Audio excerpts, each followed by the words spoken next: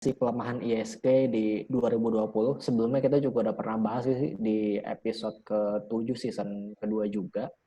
Cuman kali ini kita akan lebih mendetail membahasnya. Dan jangan bosan-bosan sama kita juga untuk like dan subscribe di YouTube channel kita juga, Red Capitalis. Meskipun berapa ya, kayak 2 minggu terakhir prediksi kita salah terus. Pasti ISG turun dibilang atau ya naik segala macam. Ya pokoknya itu namanya prediksi, nggak ada yang tahu, orang-orang juga. Iya benar. Oh ya, hari ini gue bersama lengkap timnya, ada Julio, ada Sigma sama dia. Halo. Halo. Iya lagi nonton SpongeBob. Aduh. Langsung aja kita bahas ini IHSG pada saat krisis ya. Yeah. Jadi kalau kita lihat di bulan Januari itu sebenarnya Januari sampai Maret ya. Untuk Januari sampai Maret itu sebenarnya probabilitas untuk bearisnya emang lumayan besar sih, tapi probabilitas bearisnya itu sebesar 40% dibandingkan dengan tahun-tahun pada saat Indonesia, IHSG khususnya mengalami krisis, yakni di tahun 98, 2008, 2013, 2015, dan 2020. Dan sebenarnya sih 2018 bisa dimasukin sih, cuman gue memilih tidak memasukkan 2018 dan memilih hanya 2015 aja yang gue masukin. Kemudian yang paling parah itu adalah di bulan April ya, itu 75% probabilitasnya adalah bearish. Tapi kalau kita perhatiin ISG-nya sampai tanggal 8 ini 9 malah bullish ya. Sampai tanggal 9. Month to date gitu ya maksud aku. Iya, month to date ini masih bullish ya. Sebenarnya kalau kita lihat di beberapa tahun yang lalu yang selalu di masa krisis itu justru ISG malah bearisnya lebih banyak bearisnya dibanding bullishnya. Dan yang paling parah itu di tahun 98 sampai di bulan April itu minus sampai 15%. Kemudian uniknya di bulan Mei itu kan biasanya buy in istilahnya gue lupa deh. Buy in sell in May and go away. Sell in May and go away. Sell in May and go away kan. Nah, kalau ternyata pada saat di tahun ini ISG krisis 98, 2008, 2013, 2015, dan 2020 pepatah itu hanya berlaku di tahun 98. Di tahun 2008, 2013, 2015 itu semua ISG malah naik gitu loh. Nggak ada yang turun. Jadi bisa dikatakan krisis setelah tahun 2000 yaitu 2008, 13, 15 itu justru ISG di bulan Mei malah naik. Kecenderungan bullishnya malah besar 75% gitu. Iya, tadi kan yang April ini kan emang baru jalan seminggu ya. Iya, betul. Itu sih masih plus 2,5% ya. Baru plus 2,5%? Iya, 2,59% dalam waktu 1 week ini sih, 1 week terakhir. Oh, gitu. Gue kira yang gedenya di akhir Maret sih ya. Akhir Maret. Iya, akhir Maret kan sempat turun dalam tuh, terus marketnya rebound kan. Tanggal 31-nya sih iya. Iya. Nah, terus kita lanjut ke 2,8 tuh. Lanjut ke bulan Juni ya. Lanjut ke bulan Juni itu banyak juga yang bearishnya. Nah, di bulan Juli itu justru yang bearish itu Juni-Juli ya khususnya ya. Itu yang bullishnya hanya di tahun 98. Selebihnya di 2008, 2015 itu semuanya bearish di bulan Juni sampai Juli. Dan yang paling parah itu adalah Agustus. Pada saat ISG krisis di Agustus 100%. ISG nggak pernah naik 100%, selalu turun. Nah, apakah itu akan berlaku di tahun ini? We never know. Tapi kalau kita lihat di bulan Oktober itu dari 4 kali kesempatan yang bearish hanya sekali di 2008, tapi itu di Oktober parah banget, minusnya 31%, dan di November masih minus juga 1,21%. Tapi di Desembernya ini yang paling besar adalah di tahun 2008, yakni naik 9,17%. Dan rekor ISG di Desember tuh masih belum terpecahkan, belum mitos di Desember selalu naik tuh masih tetap terjaga ya sampai detik ini ya. Dari tahun 98 sampai 2019 kemarin ISG selalu naik. Dan bahkan di tahun 2017 tuh sempat bagus banget gitu. Nah, gimana probabilitasnya si ISG di tahun 98, 2008, 2013, 2015, dan 2020? Ternyata kalau kita lihat ini probabilitas maksudnya jumlah bulan yang naik dan jumlah bulan yang turun ya. Maksudnya seperti itu, up and down-nya. Jadi di tahun 98 tuh jumlah bulan yang naiknya 58% dan jumlah bulan yang turunnya itu 41,7%. Dan yang paling parah itu adalah di tahun 2008 di mana bulan turunnya mencapai 75%. Jadi selama setahun tuh 75% Januari sampai Desember tuh ISG 75%-nya tuh selalu turun itu. Yang naik cuma 25%-nya doang. Selain itu juga di 2013 tuh malah cukup bagus ya. 66% up-nya dan down-nya cuma 33,3%. Dan di 2015 paling 50-50 karena antara bulan yang naik dan bulan yang turunnya sama, yakni 6 bulan naik dan 6 bulan turun. Dan kalau kita lihat di akhir tahunnya, yang paling parah tetap tahun 2008, minus 50,6%. Di 2015 itu hanya 12,1%. Dan di tahun 98 dan 2013, itu justru ISG rebound-nya gila-gilaan. Kalau kita lihat di tahun 98 kan, ISG di bulan Agustus sama September itu parah banget kan. Sama di bulan April, Mei. Tapi di akhir tahun dia berhasil rebound, sehingga minusnya itu cuma 0, dan 2013 juga sama, meskipun turunnya lumayan, tapi dia berhasil rebound di akhir tahunnya, dan hanya minus 1%. Dan gimana kalau misalnya kita lihat year to date to lowest return-nya. Jadi dari awal tahun sampai titik terendahnya si ISG. Ternyata yang paling parah itu adalah di tahun 2008.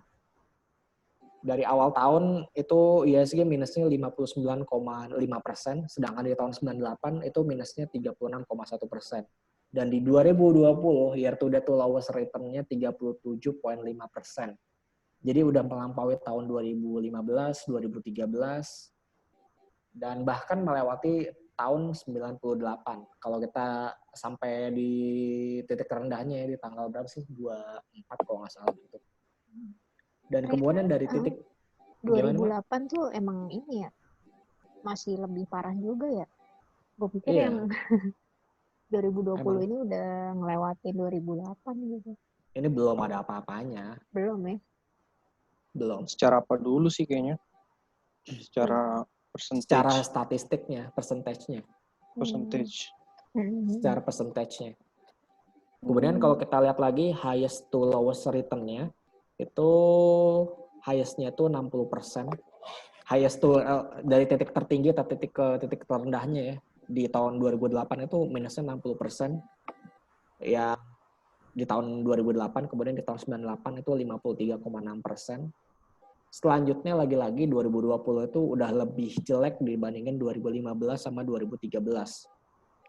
Jadi dari titik tertinggi ISG ke titik terendahnya itu udah 37,7% di 2020, bahkan itu lebih parah dari 2013 dan 2015. Gimana dari year to date ke titik tertingginya ISG dari awal tahun ke titik tertingginya ISG itu berapa persen gitu loh.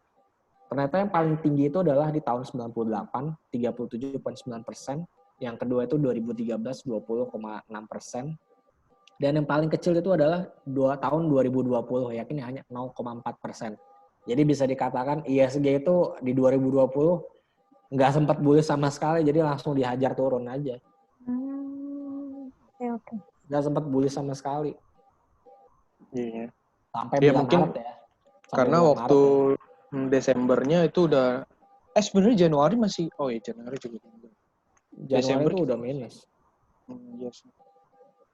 Nah, kalau kita lihat-lihat di tahun 98, kenapa sih bisa year to date ke highest return-nya bisa sampai 37,9%? Karena di tahun 98 itu ada reformasi. Kan waktu itu bener-bener lagi kacau balau lah Indonesia segala macam, ganti kepemimpinan segala macam, makanya ada harapan baru segala macam. Nah itu hasilnya bisa 37,9%. Tapi karena waktu itu seingat gue ya, waktu itu memburuk, makanya di bulan Agustus sama September itu turunnya lumayan paling parah. Dan tahun 98 itu di Agustus benar-benar nggak ada yang bisa nyaingin. Di 2008, 2013, dan 2015 Agustus itu minusnya 28,9%. Nggak ada yang nyaingin. Mungkin ada yang ingin berpendapat lain? Terus kalau diperhatiin juga, lu lihat deh yang di atas dalam sebulan yang minusnya di atas 15% itu nggak banyak gitu. Cuman beberapa doang. Dan yang enggak, ini dari bulan-bulan krisis dari tahun-tahun krisis ini yang di atas 15% selama sebulan tuh cuman beberapa doang. Dalam emang paling parah sih tahun 98 ya, tuh ada 3 kali di atas 15%. Nah, sementara ini tahun 2020 ini kita bulan Maret aja udah di atas 15% sih. Udah 16% itu sebenarnya sih udah. Terus habis itu 3 bulan berturut-turut sih gue rasa juga. Iya, makanya ada peluang di April ini rebound-nya tuh cukup besar sebenarnya. Karena kan 3 bulan terakhir tuh bearish terus, nggak ada bullish-bullishnya sama sekali kan kalau kita lihat. Iya nggak? Makanya April tuh bisa bullish sebenarnya. Kayak kejadian di Maret 98 kan dari minus 0,73 ke 12%. Terus di bulan apa lagi ya? Kayak di tahun 2008 aja deh. Kan di April tuh minus. Di bulan April kan minus 5,8. Terus di bulan Mei rebound 6,07 gitu. Ya we never know sih sebenarnya. Cuman kalau dibilang dari peluang bullishnya di bulan April ini malah lebih banyak peluang untuk bearish-nya dibanding bullish. Iya nggak sih? Ya kan? Secara statistik ini ya kan? Lebih besar peluang bearish-nya dibandingin bullish-nya kalau untuk di bulan. Dan mungkin ya kita lanjut ke slide berikutnya. Nah, bagaimana return IISG pada saat krisis per hari. Jadi dari hari pertama bursa sampai di hari 70 hari bursa. Kalau kita lihat, lagi-lagi tahun 98 itu ternyata yang paling baik ya, sampai 70 hari pertamanya IISG gitu. Terus yang iya, dia sampai hari ke-70 masih naik 26%, terus 2013 itu masih naik 14,4%. 2015 itu masih naik 4,2%. Kalau 2013 kita masih ingat lah pasti, karena kita waktu itu udah terjun di bursa, karena kita ingat juga waktu itu jatuhinnya di bulan Mei kalau nggak salah. Bener kan? Nah ya di bulan Mei. Enggak, sorry, di Juni ya dihabisinnya ya waktu itu. Juni. Iya, Juni dihabisinnya. Karena berarti marketnya si 2013 itu masih lumayan oke lah. 2015 juga masih lumayan juga. Cuman yang membedakan itu di tahun 2008 dan 2020. Di 70 hari pertama tahun 2020 udah lebih buruk dari tahun 2008. Itu yang perlu kita waspadain sebenarnya sih. Karena dibandingin 5 krisis sebelumnya, ternyata 2020 ini lebih mirip kayak tahun 2008. Kalau secara hari bursa turun. Iya, cuma kita kayaknya bakal kehajar sampai Q3 nggak sih kalau kayak gini? Kalau Q3? Enggak, bisa. Maksudnya kayak ini kan kayak nunggu virus juga kayak belum dapat peak-nya gitu kan? Belum peak-nya. Gue malah dengar teori konspirasi gitu kan. Tapi ini agak ngaco sebenarnya sih. Tapi nggak apa-apa lah ya, gue share aja. Jadi ada yang bilang bahwa emang nih katanya emang udah disetting gitu kan. Apanya tuh? Yang virus ini kayaknya udah disetting sebenarnya untuk merestart lagi. Katanya ada yang bilang kayak gitu. Terus yang lebih nggak masuk akal lagi, kok bisa penyebaran si COVID-19 ini dari manusia ke hewan? Sebenarnya kan penelitian sebelumnya kan bilang virus ini cuma bisa nular dari manusia ke manusia. Tapi kenapa bisa dari manusia ke hewan? Dari manusia ke hewan? Bukan dari hewan ke manusia. Iya, manusia ke hewan. Nah, itu bisa balik lagi. Jadi manusia misal kayak hewan serius. Iya, misal nih ya, Jul, lo kena kan lo punya anjing tuh. Nah, anjing gue bisa kena gitu. Iya. Udah ada kasusnya deh kalau nggak salah tuh. Iya, udah ada kasusnya. Udah kasusnya nah, makanya gitu. Iya. Itu yang bikin heran tuh sebenarnya di situ. Kan waktu awal tuh bilangnya gini ya. Virus itu nggak akan pernah bisa dari manusia ke hewan. Katanya kan kayak gitu. Seingat gue ya, kalau koreksi kalau gue salah gitu. Seingat gue sih kayak gitu. Terus tahu-tahu kok bisa dari manusia ke hewan gitu loh. Itu sih yang bikin anehnya di situ. Cuman mungkin ada penjelasan ilmiahnya sih di masa depan. Gue nggak tahu aja. Mungkin sekarang belum diketahui. Tapi pasti ke depannya bakal diketahui sih penjelasan ilmiahnya kenapa bisa seperti itu. Terus sama itu yang terbaru tuh, gue baru baca hari ini. Kan kalau kemarin-kemarin mereka bilang kalau kita udah sekali kena, tubuhnya bakal kena lagi. Iya, tapi katanya ya. Katanya. Terus tadi gue baca lagi ternyata itu masih bisa kena lagi lo yang kedua atau ketiga dan seterusnya gitu. Nah, makanya itu yang bikin kita, lah kok gitu sih maksudnya. Tapi karena ini masih baru pertama kali lah ya, bisa dibilang memang pertama kali kan COVID-19-nya ya, bukan coronanya ya. Iya, baru emang belum ada vaksinnya juga. Iya, belum ada vaksinnya lagi. Iya, kan desas-desus belajar. Iya. Kan desas-desus, tapi desas-desusnya mengatakan sebenarnya tuh vaksinnya udah ada sebenarnya. Desas-desusnya bilang kayak gitu, cuman gue nggak yakin itu benar sih. Gue sangat nggak yakin itu benar. Karena tapi kan kalau buat meneliti vaksin harus diuji coba dulu efek sampingnya. Jadi walaupun misalnya gue udah dapet nih vaksinnya, harus dites dulu nih dampaknya apa, efeknya gitu. Kalau efeknya buruk, gagal jadi vaksinnya gitu. Dan itu kalau nggak salah butuh bertahun-tahun gitu deh. Beberapa. Iya, jadi kalaupun ketemu vaksinnya itu butuh proses gitu untuk ini obatnya nih, vaksinnya gitu. Jadi tuh emang benar-benar mungkin karena ini virus baru kali ya, jadi vaksinnya juga pasti sih ilmuwan kan udah neliti kan. Mungkin sebenarnya udah ada tapi belum dipublish karena mungkin emang mereka juga lagi uji coba juga kali ya. Nah itu, katanya lagi ya, tahun depan tuh temanya ini debt crisis. Itu pernah baca tuh itu tuh. Apa? Temanya apa?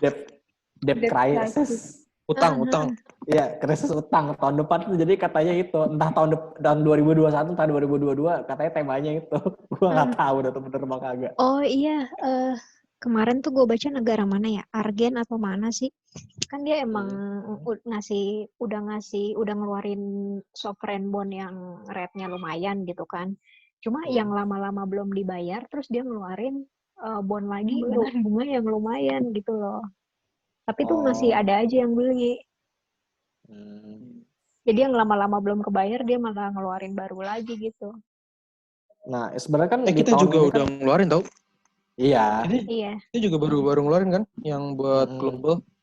Iya, udah. Nah, sebenarnya kan yang jadi kekhawatiran itu kan kita ngeluarin ngeluarin stimulus kan gede banget ya, sampai yang itu. Nah, itu yang dikhawatirkan akan memicu krisis di masa depan. Sebenarnya sih itu. Stimulusnya kan gede tuh di tiap-tiap negara kan, bahkan se-US juga gede banget kan stimulusnya. Ya make sense sih. Orang sekarang semuanya fokus ke gimana virusnya selesai dulu, dia kayak ya udahlah nih ekonomi. Ya udahlah. Kedua lah gitu kan ibaratnya. Iya, kayak ya udahlah, udah ntar aja itu deh. Yang penting ini bisa selesai dulu masalahnya gitu kan. Tapi kalau di Indonesia kan nggak kayak gitu sih kayaknya. Gimana tuh? Masih tetap memikirkan gimana nanti pengaruh ke ekonomi gitu. Iya sih, masih ada kebijakannya. Kalau dilihat dari kebijakan begitu ya, tetap ya nggak bisa lah kayak gitu kan ibaratnya. Ya karena kita aja berkali-kali disebutkan nggak ada istilah lockdown gitu di dalam undang-undang gitu lah. Ya artinya kan emang kalau misalnya total lockdown kan ya udah ekonomi bisa mati kan. Kayak negara-negara yang lockdown. sebenarnya PSBB ini juga sebenarnya kayak lockdown sih sebenarnya ya. Tapi semi lockdown. Nggak full. Iya. Udah mirip sebenarnya. Enggak sih sebenarnya, Bro. Seminya masih gimana ya? Iya, kayak lo masih bisa naik bus tapi cuma bisa 50%. Iya. Terus kayak naik motor nggak boleh boncengan. Iya, setengah-setengah sih sebenarnya. Iya. Masih setengah-setengah. Gitu. Ya kita lihat lah ya apa mungkin itu jadi kebijakan. Gue juga mikir juga sih kalau misalnya total lockdown mungkin ya yang entar kayak US lagi yang ngeklaim jobless kalau di US ya. Kalau di Indonesia kan yang pengangguran aja nggak ada jobless claim kan. Ntar yang pengangguran langsung meledak lagi kan, yang Gojek itu segala macam semuanya. Ya. Iya sih. Udah mungkin kita langsung ke kesimpulan aja. Nah, pas episode ke-7 season kedua kemarin kan gue udah bikin tuh yang kira-kira skenario bearisnya ISG di 2020. Yang 5.600-nya udah lewat. Yang 4.724 juga udah lewat. Udah lewat belum ya? Kayaknya udah deh. Udah pernah. Ya? Iya, terakhir kawan 39 ya? Apa 39. 39 kan? Itu juga udah lewat. Nah, yang belum kan tinggal 60%-nya. Gue lupa, nih angkanya bisa beda sama yang 60% yang di sini. Gue lupa nih base-nya apa gitu, gue lupa. Nah, jadi closing-nya beda kali. Iya, gue lupa. Bisa jadi tuh. Gue lupa, itu pakai angkanya yang mana gue lupa. Soalnya Excel udah hilang. Jadi berdasarkan historis dari krisis 98 dan 2008 yang pelemahannya bisa mencapai 50-60%, maka proyeksinya itu jika IHSG minus atau turun sampai 50% dari titik tertingginya yang di level 6.325.41, maka IHSG bisa mencapai level 3.162.70. Dan kalau sampai minusnya sampai 60% dari 6.325.41, maka mencapai level 2.530.16. Ya kayaknya sih mudah-mudahan nggak tercapai sih ya. Tapi mengingat bahwa perjalanan ISG masih 70 hari dan 70 hari baru ini 70 hari. Iya, baru 70 hari dan ini udah lumayan parah. Jadi ya mungkin bisa tercapai, tapi mungkin aja bisa enggak. Mungkin ada pendapat lain? Enggak deh, gue lagi nggak trading juga, jadi nggak ada komen apa-apa. Bisa tercapai sih kali itu. 3.100, malah mungkin jangan-jangan 29 gitu kali. Kayaknya sih masih bisa deh. Kita belum rilis laporan keuangan kuartal 1, makroekonomi, iya, data makro.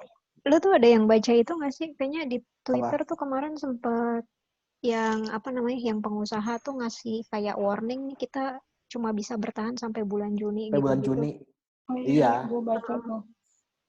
Iya bro, ini badai PHK di depan mata ini. Badai PHK itu. Sebenarnya itu yang dikhawatirin ya sebenarnya ya. Yang ini sih ya IHSG sih ya udahlah ya, maksudnya turun ya turun. Tapi ya udah, real ekonomi kita yang lebih kita khawatirin sebenarnya. Iya, betul. Tapi lebih khawatirnya itu kan sekarang mau lebaran. Dia kan banyak yang di PHK juga nggak dapat pesangon ya. Udah gitu mau bayar THR juga bingung kan. Kayak ketimpa 2 kali gitu loh. Enggak makanya banyak yang udah di PHK sebelum lebaran. Iya sih. Kalau nggak di PHK tuh dia di unpaid leave. Iya, jadi unpaid leave. Cuti nggak dibayar.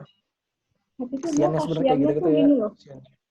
Kalau misalnya dia di PHK ya, berarti kan mungkin dia wirausaha dalam sikon kayak gini kan udah nggak jalan ya. Ya makanya ada prakerja kan. Iya, terus udah gitu ojol kagak boleh boncengan juga, gimana ya? Bawa barang doang. Itu cuma bisa barang doang sama makanan. Iya, barang. Ya sebenarnya sih yang lebih ngeri ya efek realnya sih ya, real ekonominya, bukan yang ya ini kan ISG ya udahlah, maksudnya real ekonominya itu bakal mempengaruhi perusahaan-perusahaan yang terdaftar di bursa efek sebenarnya. Gue ngelihat seingat gue ya, si BCA itu 2 bulan pertama itu udah kinerjanya udah minus dibandingin 2019 kemarin. Cuman kalau BRI masih flat, masih turunnya masih 0,1 earnings-nya, seingat gue. Sayang gue lupa tampilin di sini sih. Kalau biasanya udah minusnya udah lumayan sih. Udah minus 11% seingat gue. Itu berarti Jadi, di laporan bulanannya dia ya? Ya, laporan bulanan sampai bulan Februari. Itu belum lockdown loh. Belum belum apa? Belum work from home loh. Gimana nanti Maret yang ibaratnya orang udah banyak yang work from home, udah banyak kegiatan di jalan, udah sepi segala macem. Itu kemungkinan besar bisa lebih parah lagi. Kenapa? Jalanan emang iya ya? Apaan nih? Katanya sekarang jalanan itu makin macet. Kan kemarin-kemarin lengang nih. Katanya sekarang udah agak macet, emang iya ya? Hari Senin sama hari ini sih ya. Sama hari ini. Kalau Selasa Rebo sih enggak tuh, masih sepi. Nah, lu kan masih ada yang masuk kan ya di antara lu ya? Gue hari Selasa kemarin masuk. Lu udah nggak masuk lagi? Enggak. Udah nggak masuk lagi? Gue udah berapa ya? 3, ini minggu ketiga deh kayaknya. Nah, soalnya gue dari tanggal 18 kemarin udah nggak masuk sama sekali sih, jadi nggak bisa ngelatih. Sama gue juga. Gue dari 13. Kamis kemarin doang tuh. Kamis kemarin itu gue cuma ngambil dokumen, terus pulang lagi. Pulang kerja. Tapi lagi tuh gue sempat tanggal berapa ya, gue lupa, belasan kalau nggak salah. Gue sempat sekali ke kantor. Itu emang sepi sih di jam 12-an kalau nggak salah. Iya, nih seminggu ini bro, Senin kemarin lah. Senin kemarin itu rame banget. Oh gitu. Sama hari ini sih kata, ya di Twitter itu kan kata si. Iya. Nah mungkin ini kali ya yang besok bakal lockdown, jadi lockdown PSBB, jadi orang rasain semua urusannya di hari ini kali ya. Iya. Ini bisa didengar juga dari depan rumah gue kan, itu dari tadi banyak motor kan. So. Kalau kemarin minggu lalu enggak. Emang rumah lu? Iya, sekarang udah rame. Kenapa patokannya jadi rumah bapak ya? Tahu, kayak jalanan Sudirman rumah bapak. Salah satunya Pak, kan pinggiran Tangerang sini Pak. Kaum urban ya? Iya, kaum urban. Mulai bodo amat. Penting makan. Tapi tahu nggak sih yang gue takutin tuh apa? Jadi kan sikon lagi begini ya. Yang gue takutin tuh yang para napi itu dibebasin loh. Ibaratnya dia dibebasin dengan situasi ekonomi yang lagi pelik kayak gini. Gue tuh takutnya memulai kriminal lagi gitu loh. Iya ya, memulai gelombang itu kriminal yang baru ya. Iya, apalagi kan kalau lu nggak dibebasin aja kalau lagi bulan puasa lebaran kan kriminal banyak kan. Nah, ini tuh season lagi pelik gini kondisi ekonomi, di mana-mana orang makan, ya ada yang susah lah ya. Terus dia keluar, dia kerja apa? Nah, itu makanya mendingan koruptor aja yang dilepasin ya, kan dia udah kaya ya. Tapi nggak rela juga gue. Dia udah korupsi duit pajak kita coba. Cuma kan itu bercanda. Itu karena ada outbreak di penjaranya juga kan nih. Iya, kalau napi koruptor mah nggak perlu dibebasin lah, orang selnya tuh satu buat apaan. Cuman kayak dampaknya aja gitu pas dia keluar, di situasinya kayak gini. Kan hidupnya juga nggak enak-enak banget pasti kan. Udah iya, hati-hati aja lah. Lagian bukan cuma napi yang nggak napi susah makan, sekarang juga tingkat kriminal bisa jadi naik. Nah itu dia maksudnya nggak ada dia aja udah naik, terus dia keluar gitu. Ya udahlah. Paling ngeri itu orang lapar emang. Iya. Cuma tingkat kriminal emang turun loh. Hah? Tingkat kriminal turun? Iya, tadi di mana ya? Gue lupa. Iya, pokoknya tingkat kriminal tuh yang sejak WFH ini malah turun. Mungkin dia WFH juga ya? WFH juga. Anjir. Ya dia nge-hack apa Yaudah gitu ya. kali. Kita langsung aja lanjut. ke market preview. Kalau ke market preview secara jangka pendek ISG bisa dibilang bullish ya. Iyalah.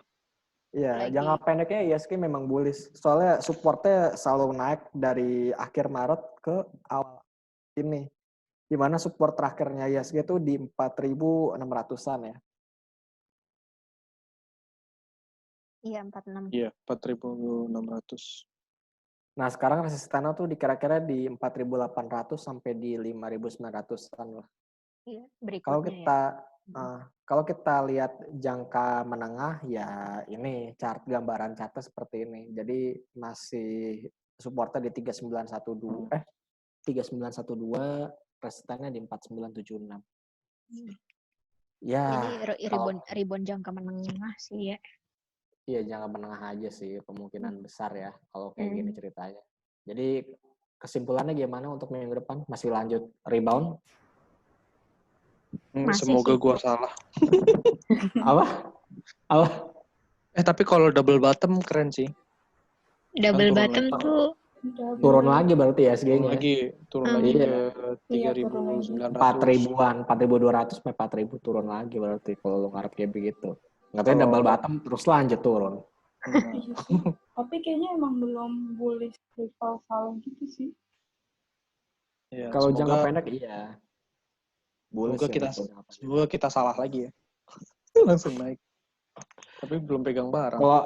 Kalau menurut gue sih ini masih akan naik 48 sampai 495.000 lah kemungkinan. Atau enggak nutup gap ini nih 5.100. Banyak yang bilang sih nutup gap di 5.100. Iya, tapi kapan? Iya. Tapi kalau menurut gue sih minggu depan 48 bisa lah. 48, 49. Wih, yakin lu? Kalau menurut gue cenderung turun ya. Optimis lo ya. Kalau gue bisa. Menurut gue kayak gitu.